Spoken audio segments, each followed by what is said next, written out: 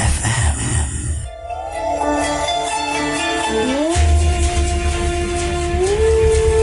You are now listening to Shaping Tomorrow on IKIM FM.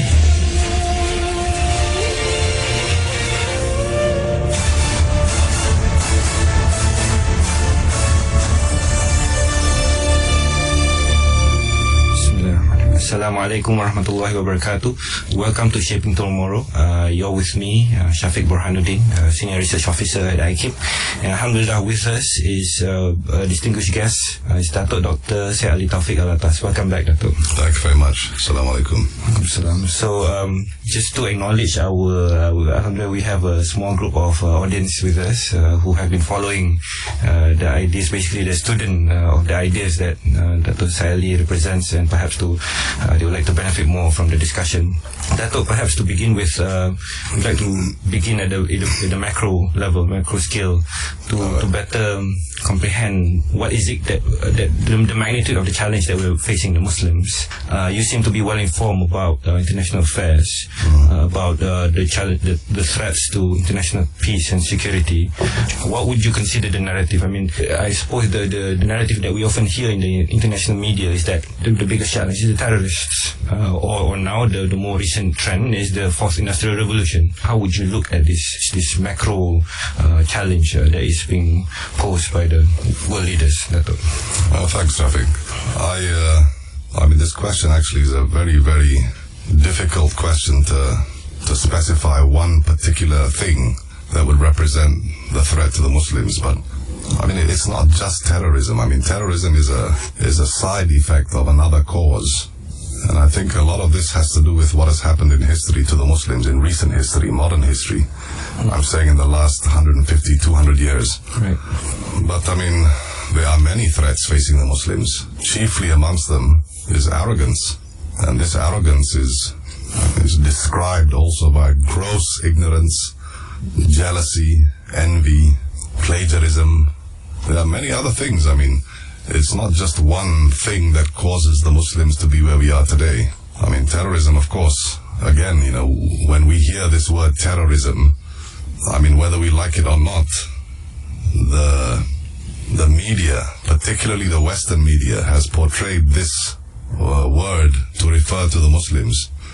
In other words, to the extremist Muslims. Right. But I mean, why would you use a word like that? Why would the Muslims agree to be labeled as such? I mean, if we look back specifically to when we first hear this word terrorist being used, it was not to the Muslims, actually. Right. I mean, this word terrorist was first used, as far as I remember, to refer to Ben Gurion. And he was very proudly announcing, when the reporters asked him, how do you feel about being the terrorist to the Palestinians? He said, what terrorist to the Palestinians? I'm a global terrorist. Right. He was proud of it. But now, this word has become negative and to mean to refer to the Muslims.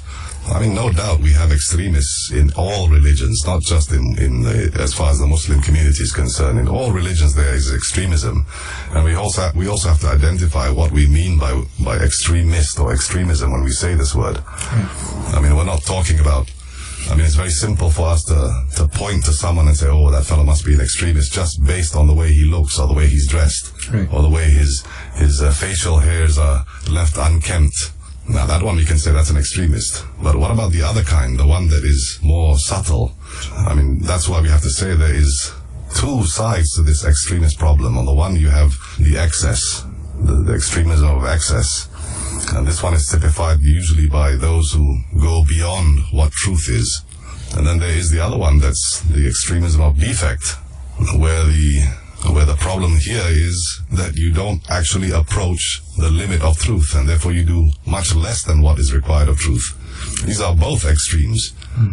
But I mean, we are focused now basically on the one who does more than what is required by truth. And we can see this clearly. I mean, no doubt we have a problem with extremism, but this problem of extremism is a symptom of something larger.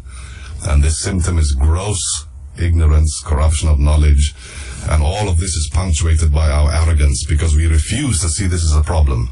This is what I see as a problem in the Muslim world. one of the problems in the Muslim world. I mean, there are many, like I said, but this is one, and chiefly one, which is, all of them are difficult to overcome, but this one in particular is very, very difficult, especially in a country like ours, where we have a multitude of religions, a multitude of cultures, a multitude of civilizations, and yet, at the same time, each of us is trying to rewrite history. Each of this one civilization, each of these cultures, each of these religions, we are all trying to rewrite history to accommodate our current beliefs. And these are all, again, accentuated or made bigger than the problems actually are by politics. Sadly to say. I mean, like I said before, I've said this before as well, that the politics and politicians have to realize where their place is. And I don't think they do. The fact of the matter is, when we live in a country like ours, where a cult of personality has been inbred in us since independence probably, or even before, we have now a case of malignant narcissism in our politics. We think that they are always right on everything, and they don't realize that politicians are administrators, and they should realize that their job as administrator ends at a certain point, beyond which you become an extremist, because you've gone beyond the truth of your office. Will you elaborate on the concrete effects of colonization? Because basically, as you may well know, that colonization contributed to the uprooting of the Muslims from their intellectual tradition and from their history. Okay, could you elaborate? Okay, so you're saying basically that colonization, you're referring to Western colonization of the Muslims, right? That's right. Yeah. But is that the case now? I mean, I don't agree with this idea that we are still colonized by the West. Okay. Because that assumes, therefore, that we are forced to do something against our will, but it's actually the other way around. Okay. They, the Muslims, are the colonizers of the Muslims. You know? Right. They are the ones who are telling us how to think. I mean, the Muslims themselves are telling us how to think, how to speak, how to behave. And therefore, in that sense, we are being colonized by ourselves. So we can't actually blame the West for any of that. If you want to look at the West in history of what they've done to the Muslims as far as the colonization period, yes, I mean, we can point out many things, and we can correct some of the historical misperceptions. Right. We can do that. Okay. And we should do that. I'm not saying we shouldn't. We should do that. But in the current context of this idea of being colonized, it's the Muslims themselves who have colonized the Muslims through their politics. And this is, I think I've said this once before in one of the programs, that we have found ourselves thrown back to 11th century Europe. I mean, we are living now in kind of like a dark age. Even though we have all this wonderful technology and infrastructure and stuff like that, we are still backward when it comes to how we think, because we are being told what to think. It's just like 11th century Europe. I mean, right across the border from the dark European continent, Brittany, for instance, right across their borders was the Muslim Andalusia. Right. And look what was happening in the 11th century in Andalusia. It was a vibrant city. You know? Yes. I mean, they were like considered extremely modern. They had street lights. This was in the 11th century. Okay.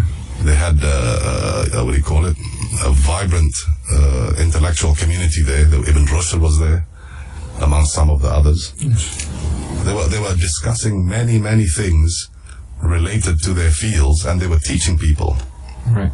But right across the border, in France, for instance, the church was telling the people how to believe. The church was telling them what books to read, what to think. When someone like Peter Abelard expressed his conviction that in order to understand religion, you need to use reason. Oh, this one could not be accepted by the church. Okay. Everything was, as far as they were concerned, faith was beyond the boundaries of reason. So they employed Saint Bernard of Assisi to condemn Peter Abelard. And they only allowed Saint Bernard of Assisi to write books, to propagate the ideas. Peter Abelard was completely ignored. And this happens today. Today we have a one-track mind. Whatever another Muslim country is doing, we seem to rush to follow. When we want to establish how to fight this so-called terrorism, we rush to look for other countries which supposedly have experience, but in actual fact, they are actually not experienced at all. They are the ones also causing the problem. So why are we going to another source for our inspiration when we actually have it here at home? The reason is because the people who are already inspired and who already know how to deal with this problem are ignored, precisely because they don't share the same political affiliation, maybe, or the same common thought that that the public share. Right. You've also mentioned in the, your early interviews how that there has always been a demonization program against the Muslims. Oh yeah, there has. This question was with regard to the question of Islamophobia. Yes. And I was saying that in actual fact, they don't fear Islam. If there's any fear, they fear these extreme Muslim ideologies. But they don't fear Islam. They've always wanted to demonize Islam from the very beginning. Right. I mean, that's not something that is untrue. That is true. You can read anywhere. You can look at history and see it. There's no need to try to debate whether or not this is the case. It is. Right. Demonization of Islam continues. Demonization of the Muslims also continues. Datuk, perhaps you tried to do, I mean, of course, in your career at IKIM, we saw that you tried to do many things to try to perhaps liberate the Muslims intellectually and so on. And one of the things we learned was that you acquired some rare books, some rare collection for the IKIM library. Can you try to perhaps share with us what you tried to embark with the IKIM, with the acquisition of such books? No, I mean, there's no need to go into great detail about that, but I mean, the point of that was to try to expand your knowledge of culture, of civilization, of history. That's what the point was. I mean, I think it's very important that you cannot simply rely on what the politician wants to tell you about history. You need to go and look for yourself. And we can't just keep quiet. I mean, because it's important. History is a very important field of knowledge that you must know, actually. Right. You know? I mean, for instance, if we look at the recent past, I'm talking about 170 years ago. Yes. There was no Afghanistan. Right. That region was called Khorasan, and it was part of the Persian Empire. Yes. There was a big game going on in that region between the Russians and the British and the French. Right.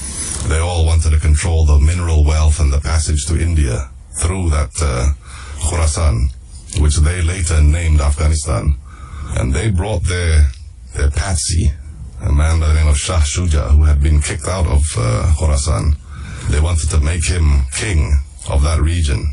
But of course, the tribal leaders in that region, I think one of them was from the Barakzai clan, the other one was from the Sadozai clan, and the other one was Dost Muhammad Khan clan. I'm not sure whether these names are true, accurate, but I think this is from my memory, this is what I remember. And these three people, these three clans, they did not support Shah Shuja at all. But because the British had tried to install Shah Shuja in Kabul as their man, they sat down with the tribal leaders and they said, we'll pay you just to, keep the peace, which the British did, actually. And this is according to the memoirs of George Burns. Now, when the British felt that their support for them was waning, they pulled out. But on the way out, these tribes, because they were so angry with what the British had done, they massacred the British, and the British couldn't take that. Right. Therefore, it was something against the empire's pride. They came back and they destroyed Kabul. And that was 170 years ago. They destroyed Kabul, razed it to the ground, burned all the fields, burned all the orchards, everything. I mean, this word stan at the end, like Afghanistan, Kazakhstan, Uzbekistan, this word stan, it means garden. Oh, okay. Yes. Can you imagine Afghanistan as a garden today? Right. I mean, this is the kind of thing that you think about that. It's 170 years ago, and from that time till today, it's still like rubble. They're still suffering the effects of what happened then. Is that justice? I mean, if you don't have justice, you're not going to have peace. How do you have justice? You have to have properly guided individuals who lead the community and teach them about what is acceptable and what isn't acceptable. And I mean, for the Muslim today, our voice has been stifled by the political undercurrents who want to keep everything status quo. I mean, look at us in terms of how we voice our opinions about Israel. Yes. and Palestine. Yes. It's quite amazing that Malaysia goes about and has a huge gathering in Putrajaya and starts shouting, Allahu Akbar and Takbir and everything like that. And yet they don't understand anything about what happened in that region. Yes. And we are still saying we want two-state solution. But let's go back in history. I mean, this was a golden opportunity for the Muslim to start opening his mouth and say what was the problem when the current president of the United States was doing his campaign. When he was campaigning, he said, we need to find out why these folks, and he refers to the Muslims as folks, as if we are just little, why these folks hate us. Right. And that was quite significant, because that was the first time any United States president has asked the question why. Before that, they didn't care about why. They wanted to know who and what and when. But why was not part of the vocabulary. They were more or less afraid to ask this question why. Because they know that if you ask the question why, then you can start answering and point at your finger and give examples. I mean, if we were to say now that it's not really the US Army, but it's the Rothschild's army, Right. how would people feel about that? How would people feel if we said there is really no US foreign policy, but it's actually a Zionist foreign policy? How would people think about that? People would start discussing, is there truth in that? We have been influenced a lot by the propaganda. Propaganda media has influenced a lot of us. And they have been rewriting history for us. I mean, this media. For instance, I'll give you an example, right? Supposing I were to ask you, do you remember the Suez Crisis? You'll remember it in terms of how it was portrayed in Western media, isn't it? The Suez Crisis. What about the tripartite aggression? Do you remember that? You never heard of that, isn't it? No. In actual fact, the Suez Crisis and the tripartite aggression are one and the same thing. Right. Now, why is there two names for it? Because on the one hand, the Suez Crisis tells you nothing. It just tells you there was a crisis in the Suez. What was the crisis? Well, the British had come to free the Egyptians from the military rule, and that was the thing. They wanted to take back the Suez Canal, the French and the British, because the Egyptians had by force kicked them out. But the Muslim account of it is called the tripartite aggression. In this case, you understand, therefore, that there are three players in this, because it's tripartite, isn't it? So you got the British, the French, and who's the other one? Who is the other one in this campaign? And then you discover that the third one is Israel. Right. Why? Again, because of hurt feelings and pride at being kicked out of Israel, of the Suez, without force, by the way. There was no shot fired, nothing. Okay. The Egyptian, this Jamal Abdel Nasser, just nationalized the whole thing, because he said, why should the French and the British be profiting from something that belongs to us? Okay. They nationalized it. And the British and the French couldn't take it to their ego, so they decided to aggressively take it back. But they couldn't do that because it would go against the United Nations Charter. Right. To declare war on this country, right? So they decided to enlist the help of Israel. And in that sense, they told Israel that Egypt was planning an attack in the Sinai, so they better do a preemptive strike and go first. And so when Israel did that, then the British can suddenly now come to the rescue, as if they're liberating the Egyptians from the aggressive Israelis. Right. But they planned it all along. And see, the United States of America, I think the president at the time was Roosevelt, if I'm not mistaken. Okay. He discovered this plan by the British, and he warned the British, you better stop, because the British were from Alexandria on their way to Cairo. And he told the British that you have better stop this campaign, otherwise we will expose it and let everyone know what you have actually been planning. And that's how the British withdrew, and that's how the Americans had a foothold in the Middle East. And from that time, it's 1956, the Americans said, from this time on, we are the ones who are now going to be the more or less like the policeman of the Middle East. Right. Yeah, but let's go further back. Right. What if we go further back to the 1800s, late 1800s, and then we discover about the history of this Zionism? Right. Theodore Herzl. Okay. 1870, he calls, this Theodore Herzl, to begin with, he's a journalist. He's not any kind of special character. Right. He calls a Zionist Congress, a World Zionist Congress in Basel, Switzerland in 1870. Yes. And at that time, there were only few organizations, maybe 117 organizations that attended and supported. But most of the world, most of the Jewish diaspora did not support Zionism at all. Now, after the first Congress, they decided they're going to use all of the money at their disposal, all of their contacts at their disposal to propagate the idea of Zionism as a positive thing.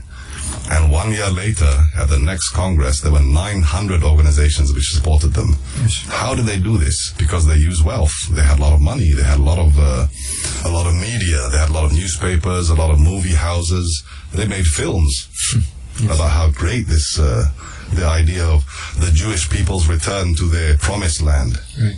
I mean, once again, I mean, Zionism is not about any religion. In fact, they have no religion. Yes.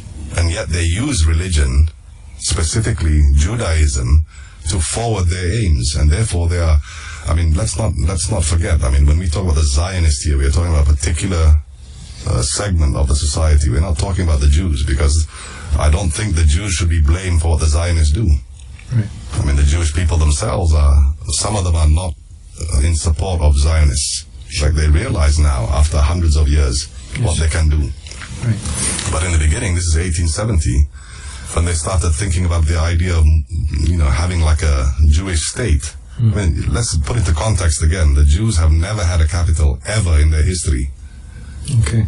They never had. Right? Now we think of this Jewish state idea, and where did they start looking first? Well, the Zionists started to think to themselves, let's find some place we can go to. Palestine wasn't in their their list of countries which had a possibility. Right. Uganda was one of them. Okay. Why Uganda, I have no idea. Cyprus was another. And then there was Argentina, of course. And then, surprisingly, Texas. Right. They sent 10,000 Zionist Jews to Texas, like a forward committee, to go over there and make reports. And they did. I mean, they wrote all kinds of fake news. That's a very good thing nowadays. You talk about fake news, all about fake history, right? They claimed all kinds of things that the U.S. government should investigate, and none of it was true. And the U.S. government was very skeptical of them, and they thought they were interfering, actually. But they had a lot of high-powered individuals in the U.S. system, chiefly amongst whom was a man by the name of Louis Brandeis. Louis Brandeis was the Supreme Court Justice. Yes. And as a Supreme Court Justice, you just imagine how close you are to the executive. Right. Right? As a Supreme Court Justice, you are not supposed to hold any other position because you don't want to be biased, or you don't want to be accused of being biased, right? Sure. But this man, Louis Brandeis, he was also the president of a secret organization called the Parushim. Yes. And this Parushim is a secret Zionist organization which was established under the auspices of the Menorah Society, which is still present today at Harvard University. But this Parushim, the secret organization, their only goal, their only aim was to do everything necessary, whether by finance, whether by killing, whether by terror, to get people on their side to support Zionism and then to support the establishment of a Jewish state. Yes. And then they discovered maybe Palestine might be a good idea, but at that time they didn't know anything about Palestine. Right. They thought it was just like a barren place. Right. They didn't realize that there were people there. Okay. I mean, it had been a city for thousands of years. And so they sent two rabbis to Jerusalem to check it out. And these two rabbis wrote back and they said, yeah, the bride is very beautiful, but she's married to another man. Now, at that time, I mean, this is the early 20th century. At that time, 96% of the population of Palestine was Arab and Christian. Yes. 4% were Jews. Yes. But 99% of the land, of the property, was owned by the Palestinian Arabs and Christians. Yes. Now, how do you think, therefore, that there's already a population there, but you're going to establish a state in a place where there's already a huge population of the Muslims, the Christians. And you're going to say, no, you're going to kick those people out to establish your state. How is that not terrorism? Yes. Right? Right. Now this idea of putting a homeland there was devised by these people in the Parushim, by the Rothschilds actually. Right. They decided they're going to finance this. They're going to finance the lobby to get Palestine. But of course at that time, I mean, we're talking about 1914, 1913. Now the First World War broke out in 1914, yeah? At that time, of course, the Americans were not involved in the First World War in 1914. It was the British and their allies, and they were fighting in the European theater, and they were losing lots of people. There was like 60,000 casualties every day, which is a huge number. And if you remember before, in those days, Palestine was under the control of the Ottoman Empire. Yes. And the Ottomans were allied to the Germans, who were the enemies of the British and her allies. Right? So they decided to devise a plan. And then in 1915, a man by the name of Callan, and Callan is the fellow who founded the Parushim, he said, why don't we tell the British that we can get the Americans involved in the European theater, provided the British people support the establishment of a Jewish state in Palestine. Right. So they went to see this Lord Balfour. Yes. And Lord Balfour at that time, if I'm not mistaken, he was the Secretary of Foreign Affairs Foreign Secretary, I believe. And they went and told the story to Lord Balfour. And they told him that we can get the Americans into the war. But if we do, will you support the establishment of the State of Israel in Palestine? And Balfour said, if you can guarantee the Americans will involve themselves on our side in the European theater, then we will support the establishment of a Jewish state in Palestine, provided the rights and ownerships of the people who are already there are not affected. That was the proviso.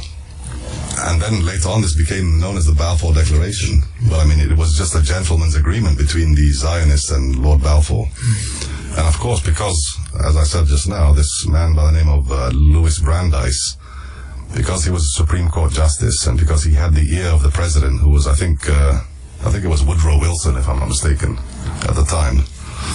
He just had to whisper to Woodrow Wilson, it's a good idea if you go and fight on the side of the British, because they were powerful. The Zionists, by that time, they were powerful now. They had the media, they had the money, they had everything on their side to manipulate, and they had position.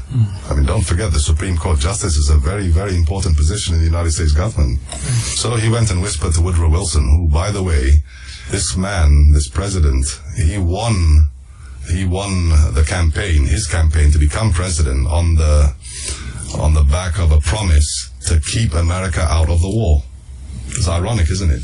He won the presidency by saying we will keep America out of the war, and then he ended up saying let's go to war.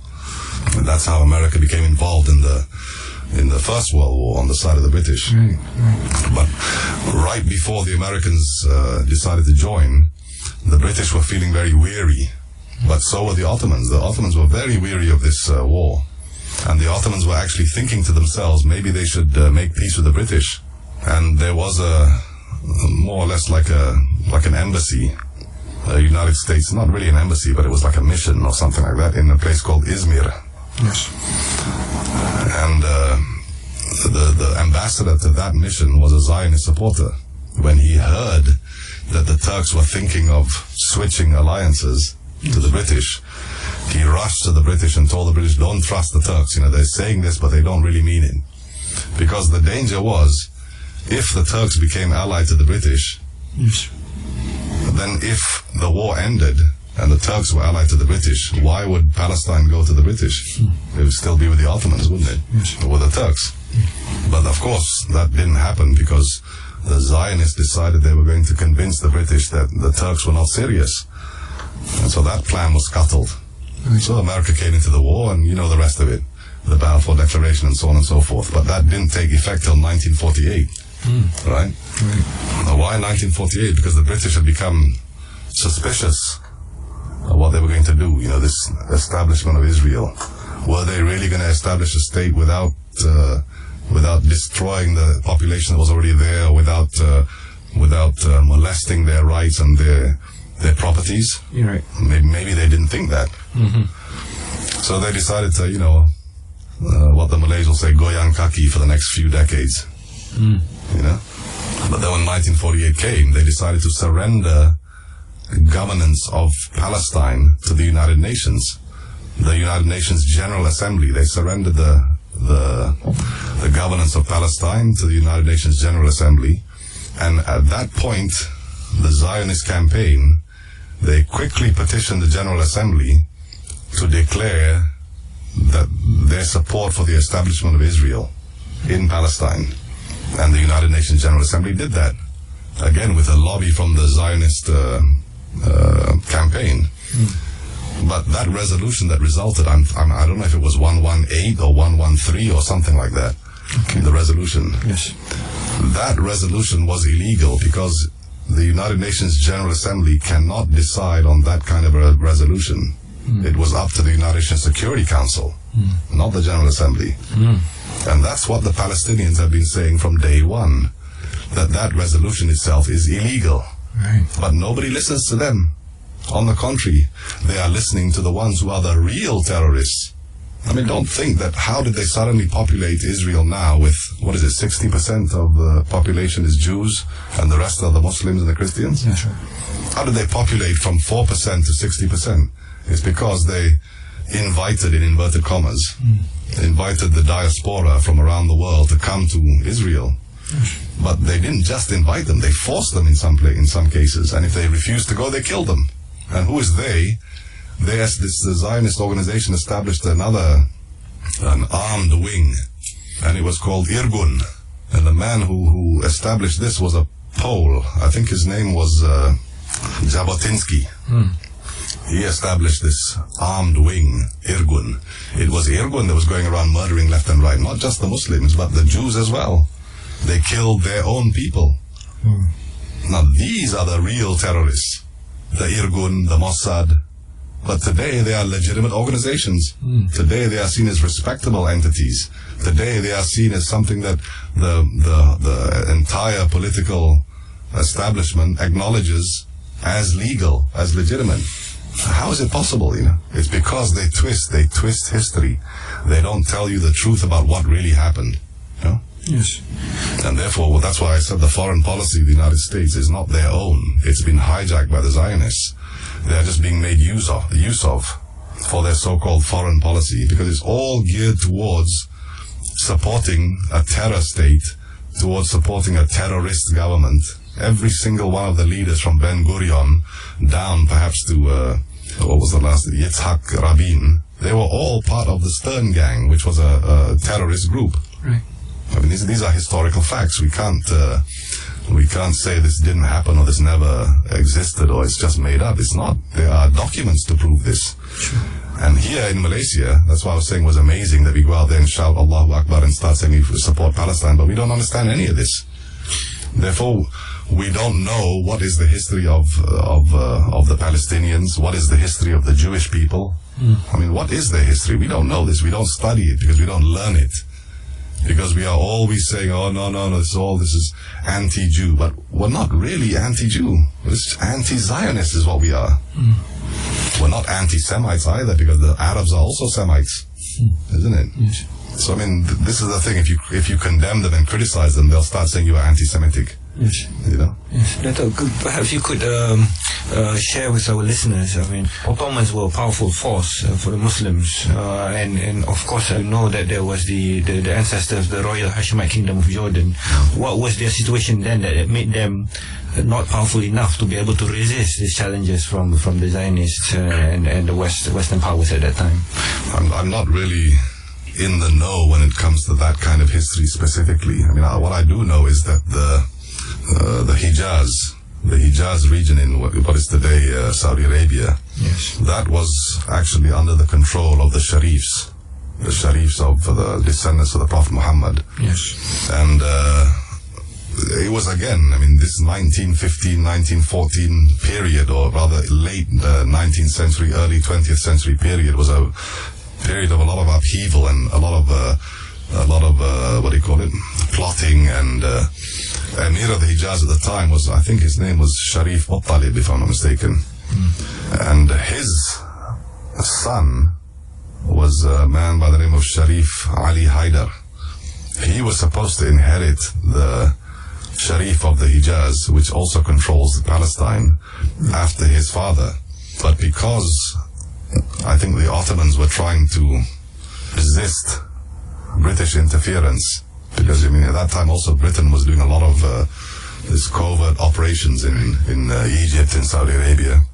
I mean, we all know the story about Lawrence of Arabia, Yes. right? Romanticized by the movies, but they didn't appoint him as the Sharif. Instead, they colluded with his cousin. Now, his cousin is Sharif Hussein. They thought that Sharif Hussein would be easy to manage. Right. Of course, that wasn't the case. I mean, Sharif Hussein is not the kind of person who's just going to roll over and say whatever you say. The Sharif Hussein, when the Ottomans and the Germans were defeated after the First World War, Sharif Hussein was made the Emir of the Hijaz. And the British told him that they wanted him to do the administration which was favorable to them. Right. But of course the Sharif refused. So the British then decided we've got to get rid of Sharif Hussein. Right. How did they do that? They looked to the east, to the Najd. The Najd is typically a desert region. And they looked to the Najd, to the Ibn Saud. Yes. And they promised Ibn Saud that we will support you if you come and you remove Sharif Hussein for us. And Ibn Saud collected all his tribal warriors and his tribal armies and swept across the Najd. On the way, of course, he was gathering allies and murdering his enemies. Yes. And then he came to the Hijaz. And Sharif Hussein, at that time, he negotiated, or he tried to negotiate with the British. The British wanted him gone and he refused. Yes. And I think his three sons were given, one of his sons, I mean, there were three sons, I believe, one of whom was called Faisal. I think Faisal became the king of Iraq. Right. And then there was, if I'm not mistaken, there was Abdullah, who was king of Jordan. And then there was another one who was king of Syria. I can't remember his name right now. It slips my mind. But, I mean, that's how the what do you call it? That's how the Hashemite kingdom of Jordan, I mean, they call themselves Hashemite because they really are Bani Hashim, actually, the descendant of the Prophet. Right. From that line, from the Sharif Hussein line. But as far as why they have no power to do anything, I mean, look, Jordan is a small country, really, with a small population. They don't really have the mineral wealth and the resources that the other Arab countries, their neighbors, have, perhaps. Yes. And so they don't have a large economy, so to speak of, and they don't have the kind of technology that perhaps Iran has. Okay. And therefore it's not surprising that they can't resist someone like the State of Israel, who has all the technological, financial support of the Rothschilds, the Rothschild family, and of course the United States is their arm. Yes. I mean, we are not saying that we should condemn the Jews. No, we are not saying that. I mean, we should condemn the Zionists, and we should condemn Zionism for the whole of the world, not just for the Muslims, but for the Americans, for the British. I mean, these Zionists have caused a whole host of problems. The ushering in of this postmodernist period was done by them. Mm-hmm. They are the ones responsible for that, actually. But there's no talk about it. There's no discussion, especially not in this country, because we know nothing about it. Yes. I mean, I remember one time when, I think it was last year at some point, the United Nations had a special assembly to listen to the Arab condemnation of what the expansion programs of the Zionist regime in Israel were doing in terms of the settlements on illegal. Right. And they were condemning it. And the representative from the United States, if I'm not mistaken, from the American Israel Political Action Caucus, this IPAC, As soon as the Syrian ambassador had spoken condemning, as soon as the Iraqi had condemned, as soon as the Jordanian had condemned, this fellow stood up and he said, your country, it had X number of Jews. Where are your Jews? He asked him. Yes. And silence. And he turned to the Syrians, same question. We had X number of Jews in your country. What happened? Where are your Jews now? And he turned to the Jordanian, all like that. All the Arabs, he asked the same question. Where are your Jews now? And they all kept silent. Didn't say anything.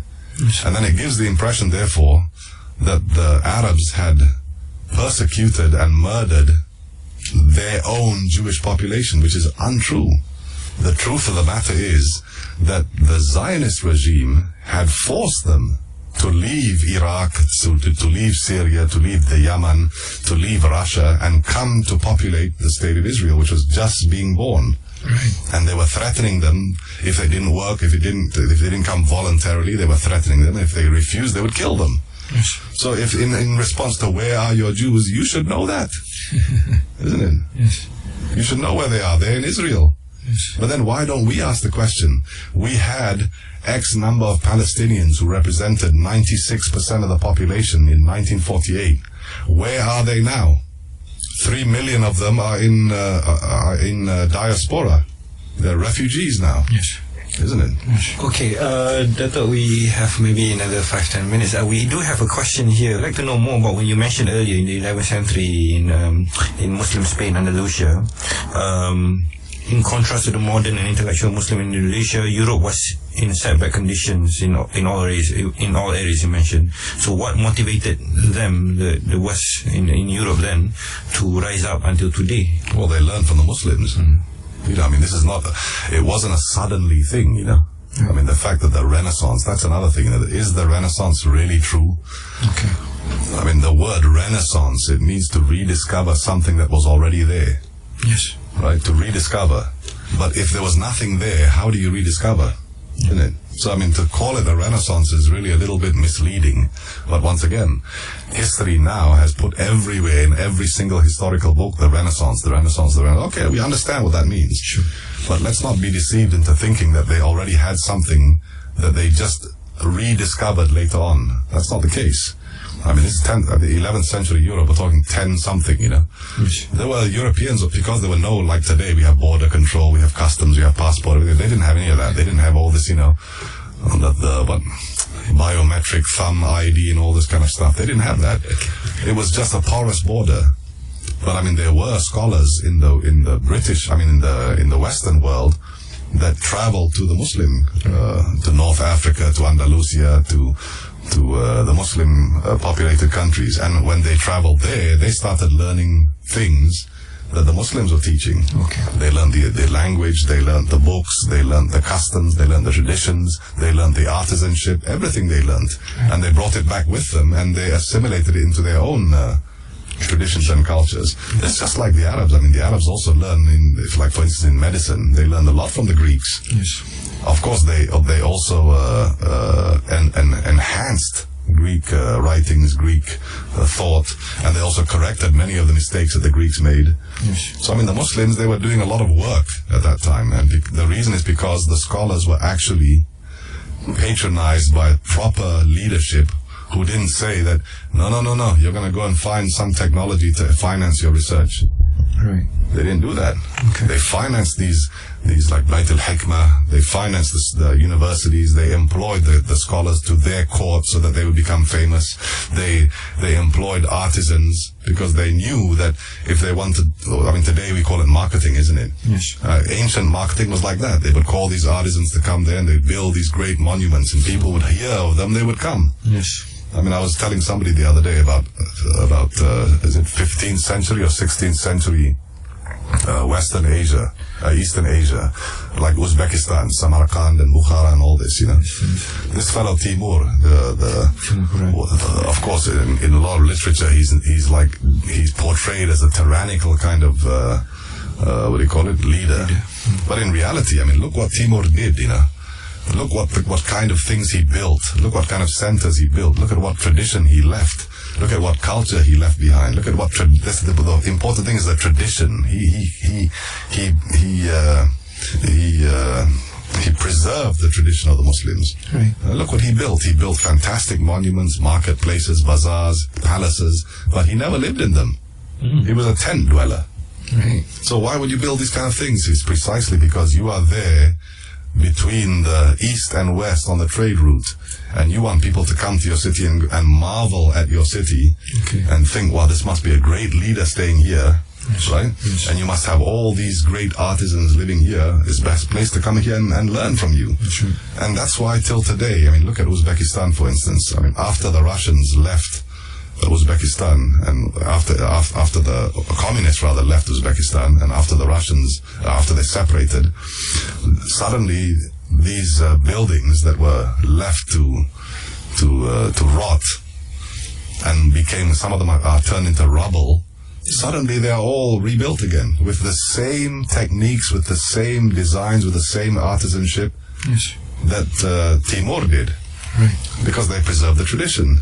Yes. This is what this is again going back to your earlier question about the library at IKIM. I mean, we've got books on art and architecture written by Western authorities and scholars on measured drawings of the Muslim structures.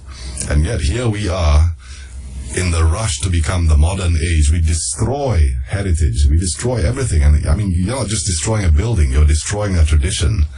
And therefore this tradition of learning, which we are trying to preserve and establish, it doesn't seem to be getting a strong footing, because the resistance to it is so great, because they don't realize the potential. Yes. Look at what Timur did. Timur marketed his Samarkand and Bukhara. He marketed it. Right. I mean, that's why till today we still know, Samarkand, Bukhara, we marvel at those names. Yes. The West writes romantic novels about Samarkand and Bukhara. I mean, they also appreciate these kind of things. Yes. And they learned it for hundreds of years. They learned. And then the Renaissance happened. It wasn't just a sudden explosion. Yes. It takes centuries for them to learn. That's right. Similarly, also the Muslims as well. I mean, they didn't suddenly come from the desert and suddenly build a civilization. No. Yes. Isn't it? Thank you very much, Datuk. I think that's all the time that we have for today. As much as we want to benefit more from you, inshallah, perhaps we have to continue in some other time. Thanks once again, Datuk Syed Tawfik Al-Attas. Thank you very much. So you've been with us on Shaping Tomorrow. So we'll see you again next time. Thank you very much.